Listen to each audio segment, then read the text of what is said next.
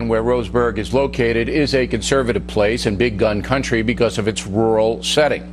We sampled some opinion. I guess I would question his agenda for coming to visit families, but and I hope he knows he's walking into a hostile environment. I don't think the timing is right for him to come here. I think it's great that he's coming to see the families. He visited the other families, you know, in the past from the other shootings, but it's going to be political. I think that Roseburg as a community probably isn't reacting real well to it. I think it's nice that he's taking the time to come.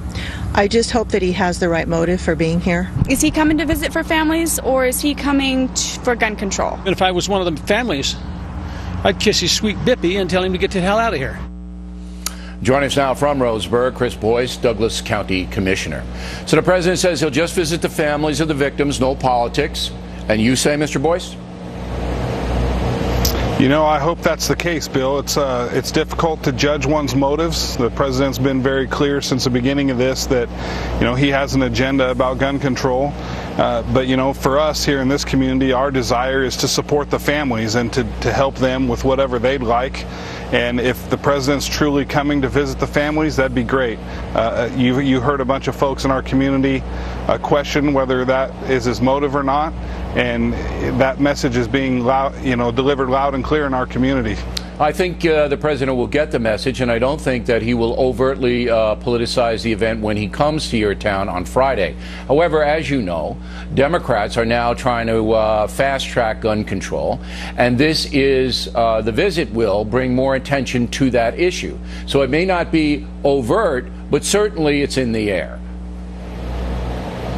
Yeah, I understand, and it's unfortunate because, you know, our goal from the beginning of this has not been to make this about politics, and here we are talking about politics in the middle of this tragedy. How are the families, and I know you are doing a great job yourself in comforting the families, generally speaking, the families of the victims, can you describe what the situation is? You know, I haven't personally been able to have contact with all the victims, but I have had with a few, and their statements are exactly what we've heard already. One young man told me, you know, I have no interest in talking to the president about the political issues, and I appreciate his stance on that. So I understand that Chris Mintz, who was shot 7 times by the killer as he tried to intervene, is reluctant to see President Obama. Is that the case? Yeah, I was fortunate enough to go in and visit with Chris Mintz and hear his story, and what an amazing young man, just an extremely humble individual.